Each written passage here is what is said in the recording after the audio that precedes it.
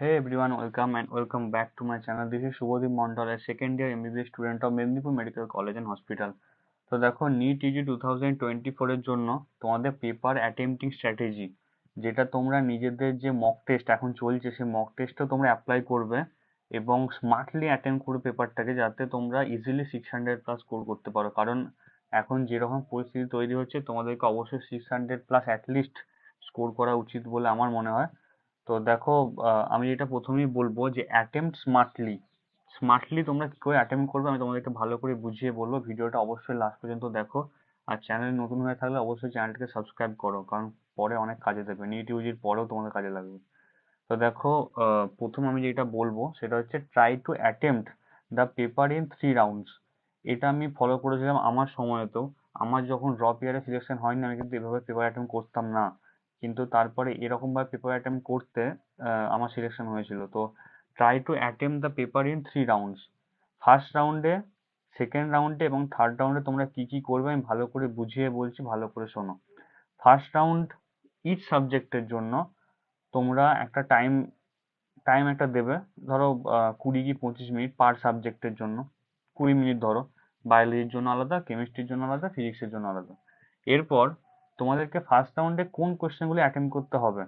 One liner question, easy question, common question, direct NCERT line, fact, এই ধরনের যে কোশ্চেনগুলি হয় না, তোমরা বলবে যে এটা তো সংখ্যায় কম, বায়োলজিতে 90টা কোশ্চেনের মধ্যে হয়তো 40টার মতো কি 50টার মতো এরকম কোশ্চেন থাকে, বাকি তো সবই লং কোশ্চেন থাকে এখন। তো ঠিক আছে, সেগুলো ছেড়ে দাও ফার্স্ট রাউন্ডে। তোমাদেরকে ফার্স্ট রাউন্ডে সেগুলি অ্যাটেম্প করতে হবে যেগুলো ওয়ান লাইনের question, easy question, common question. Chemistry ক্ষেত্রে ইনঅর্গানিক কেমিস্ট্রি বা অর্গানিক কেমিস্ট্রি থেকে যে কোশ্চেনগুলি আসে, বা আমাদের যে প্র্যাকটিক্যাল থেকে যেগুলো আসে, মানে তোমার মানে যেগুলো ওই বেশি অঙ্ক কষতে হয় না, যাকে বলে মানে জাস্ট একটু মানে জানলেই হয়ে যায়, থিওরিগত ভাবে আসে আর কি। তো সেইগুলো তোমরা অবশ্যই একবার চেক করবে ফার্স্ট রাউন্ডে।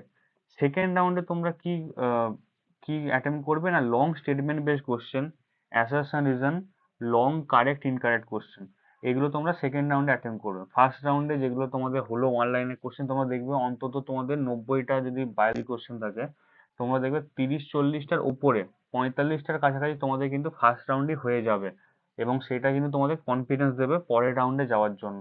তাও তোমরা সেকেন্ড রাউন্ডে এসো, সেকেন্ড রাউন্ডে এসে তোমরা লং যেগুলো স্টেটমেন্ট বেস কোশ্চেন ভালো করে পড়ো, তাদের টাইম দাও। টাইম দিয়ে তারপরে তোমরা এই কোশ্চেনটাকে ঠিক করো। এরপরে তাতেও ফার্স্ট রাউন্ড এবং সেকেন্ড রাউন্ডের পরেও তোমাদের কিছু কোশ্চেন থাকবে যেগুলো অবশ্যই একটু কঠিন বা তোমাদের কনফিউশন লাগছে তোমাদের কাছে, সেগুলো থার্ড রাউন্ডের জন্য রাখো। কিন্তু এই থার্ড রাউন্ড হচ্ছে কমন রাউন্ড, মানে প্রতিটা, ধরো বায়োলজির ক্ষেত্রে ফার্স্ট রাউন্ড সেকেন্ড রাউন্ড, কেমিস্ট্রির ক্ষেত্রে ফার্স্ট রাউন্ড সেকেন্ড রাউন্ড, ফিজিক্সের ক্ষেত্রে ফার্স্ট রাউন্ড সেকেন্ড রাউন্ড, এরপর থার্ড রাউন্ডটা কমন হবে।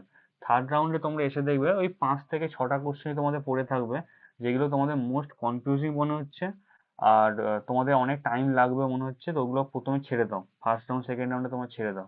ফার্স্ট রাউন্ড আর সেকেন্ড রাউন্ডে মিলিয়ে তোমরা যেগুলো অ্যাটেন্ড করেছো সেগুলো আগে ওএমআর ভালো করে কনসেন্ট্রেশন দিয়ে কিন্তু ফিলিং করবে। কারণ কনসেন্ট্রেশন দিয়ে না ফিলিং করলে তোমাদের কিন্তু ওএমআর যদি ভুল হয়ে যায়, তোমাদের পুরো জিনিসটাই খারাপ হয়ে যাবে। তো অবশ্যই এটা কনসেন্ট্রেশন দিয়ে ওএমআর ফিলিং করবে ফার্স্ট রাউন্ড আর সেকেন্ড রাউন্ডের পরে। তারপরে থার্ড রাউন্ডে যখন তোমাদের ফিজিক্স কেমিস্ট্রি বায়োলজি করা হয়ে যাবে, ওএমআর ফিলিং হয়ে যাবে, লাস্ট 15 মিনিট চেষ্টা করবে যে থার্ড রাউন্ডে যে কোশ্চেনগুলো তোমরা ছেড়ে এসছো আগে, যেগুলো আনঅ্যাটেম্পটেড কোশ্চেন, কনফিউজিং কোশ্চেন, সেগুলো আবার টাইম দেওয়া, যদি হয় তো হয়ে যাবে, নাহলে ছেড়ে দেবে।